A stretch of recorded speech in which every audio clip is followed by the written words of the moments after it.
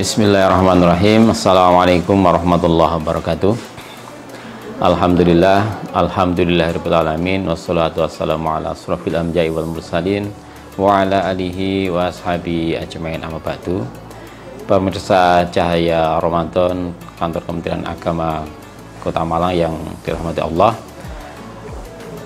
salah satu output dari orang berpuasa sebagaimana difirmankan oleh Allah itu adalah la'allakum tattaqun, agar kita semua menjadi orang-orang yang bertakwa. Apakah orang-orang yang bertakwa itu, atau siapakah orang-orang yang bertakwa itu? Kalau kita menyimak dialog antara sahabat Umar bin Khattab dengan sahabat Ubay bin Ka'ab, suatu kali Umar bin Khattab bertanya kepada sahabat Ubay bin Ka'ab, "Wahai Ubay, apakah yang dimaksud dengan takwa itu?" Maka kemudian sahabat Ubay bin Ka'ab mengatakan, "Wahai Umar, pernahkah engkau berjalan di suatu jalan yang penuh dengan duri?" "Ya, pernah," begitu jawab Umar. "Kemudian apa yang engkau lakukan?" Maka Umar menjawab, "Maka aku berjalan dengan hati-hati agar bisa selamat sampai tujuan." Nah, itulah gambaran dari orang yang bertakwa. Jadi orang yang bertakwa itu adalah orang yang dalam perjalanan hidupnya pasti akan bertemu dengan banyak ujian, banyak onak dan duri, namun dia akan selalu berjalan secara hati-hati agar selamat sampai tujuan. Kalau kita selama ini mendengarkan definisi takwa itu adalah menjalankan perintah Allah dan menjauhi seluruh larangannya, maka itu adalah gambaran juga yang paling sederhana dari definisi takwa.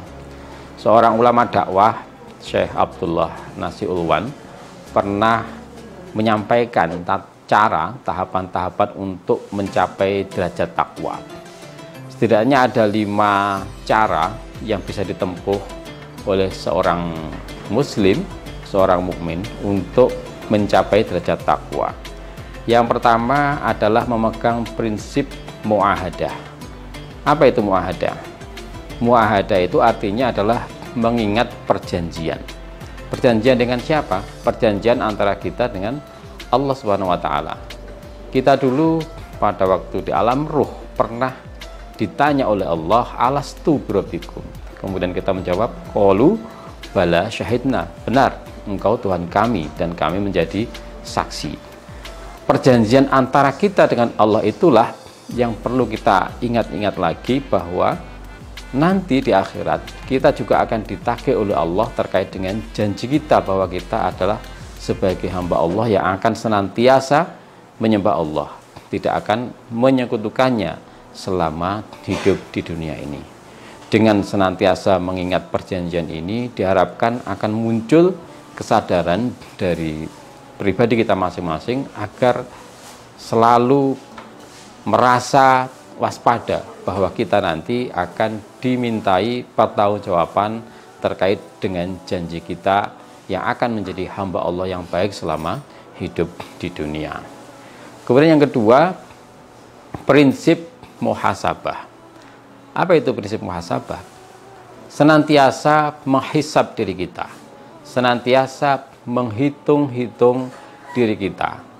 Sudahkah selama ini kita menyiapkan amal yang cukup sebagai bekal kita kelak di yaumil akhir? Dan sudahkah selama ini kita sudah mengevaluasi kesalahan-kesalahan kita selama perjalanan hidup kita? Kita oleh Allah diberi waktu yang sama selama sehari, yaitu 24 jam. 24 jam yang diberikan oleh Allah itu kita gunakan untuk apa saja selama kita hidup di dunia. Mungkin selama ini kita jarang merenungkan waktu yang kita miliki. 24 jam itu mungkin berapa yang kita pakai untuk tidur sehari, berapa yang kita pakai untuk sholat, berapa yang kita pakai untuk mengaji, berapa yang kita pakai untuk bergunjing dan sebagainya. itu perlu kita hitung, karena waktu kita sesungguhnya sangat terbatas dan itu akan sangat menentukan keselamatan kita di akhirat nanti.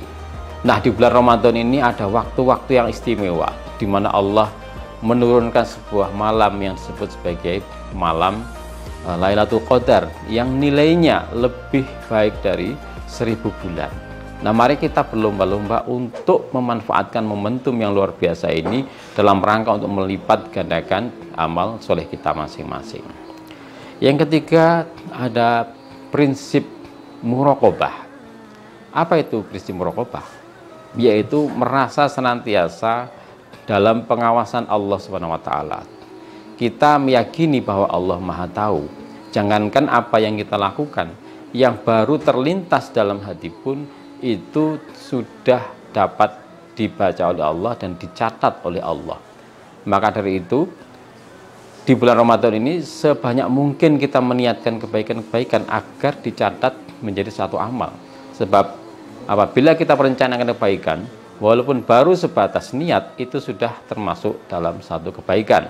Sebaliknya kalau kita baru berniat untuk melakukan sebuah kemaksiatan, kalau baru sebatas niat, itu tidak akan dicatat. Nah, oleh karena itu di bulan Ramadan ini mari kita rencanakan kebaikan-kebaikan sebanyak mungkin, sehingga kita juga akan melipat gandakan amal kita walaupun baru sebatas niat. Kemudian yang keempat adalah prinsip mu'aqobah. Apa itu prinsip mu'aqobah? Yaitu berlatih untuk mengikop diri kita sendiri apabila kita berbuat sebuah kesalahan. Karena pada hakikatnya kita nanti di akhirat juga akan dimintai pertanggungjawaban apabila di dunia kita melakukan kesalahan. Maka agar kita senantiasa tersadar akan kesalahan-kesalahan yang kita miliki, kita belajar melatih jiwa kita untuk mengikop diri kita apabila berbuat salah. Tidak hanya berbuat salah, apabila kita misalkan merencanakan kebaikan ternyata tidak kita laksanakan, itu kita juga bisa melakukan ikop terhadap diri kita. Tapi tentu saja dengan ikop, dengan sanksi yang produktif, yang mendidik. Sebagaimana yang pernah dilakukan oleh seorang sahabat ketika suatu kali dia terlalu menyibukkan diri untuk merawat kebun kurmanya atau kebun anggurnya, sampai kemudian terlewat dia tidak ikut sholat jamaah di masjid. Ketika dia keluar dari kebun, ternyata para sahabat yang lain sudah keluar dari masjid, pulang ke rumahnya dan sudah melaksanakan sholat jamaah. Ketika dia bertanya, apakah sudah selesai sholat jamaahnya? Sudah, wahai sahabat.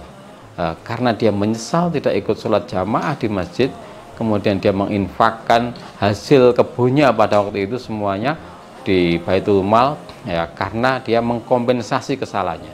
Padahal dia baru kesalahan yang sifatnya sunnah itu ya, bukan wajib ya, karena dia tidak ikut sholat berjamaah di masjid. Itu adalah salah satu metode yang pernah dilakukan oleh sahabat untuk melatih diri mereka agar terbiasa untuk mengamalkan atau melaksanakan rencana-rencana kebaikan yang telah dia buat dengan cara mengikop diri sendiri, ya, begitu. Kemudian yang terakhir adalah prinsip mujahadah. Apa itu prinsip mujahadah? Yaitu kita melatih jiwa kita agar bersungguh-sungguh dalam mengoptimalkan potensi yang kita miliki. Kita tahu Rasulullah dulu di bulan Ramadan tidak nyantai saja. Seringkali peperangan yang dilakukan oleh Rasulullah itu terjadi di bulan Ramadan. Misalkan perang Khandaq. Perang Khandaq itu perang yang terjadi sekitar tahun ke-5 Hijriah. Ya, pada waktu itu terjadi pengepungan oleh kaum kafir Mekah dengan kabilah-kabilah Arab yang lain, sejumlah 10.000 pasukan gabungan mengepung Madinah yang pada itu hanya diperkuat sekitar 3.000 pasukan, dan informasinya sangat mendadak. Terjadi di bulan Ramadan, di musim paceklik, di musim panas.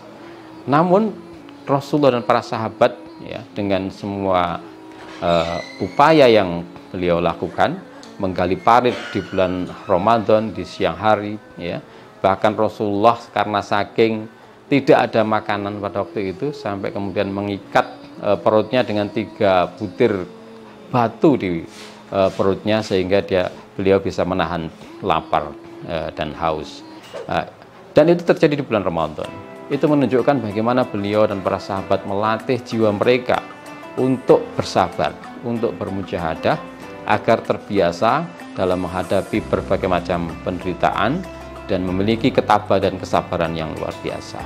Dan di bulan Ramadan ini salah satu poin yang perlu kita ambil hikmahnya adalah kita dilatih untuk bersabar, ya, dengan menahan lapar dan haus dan segala hal yang dilarang selama puasa.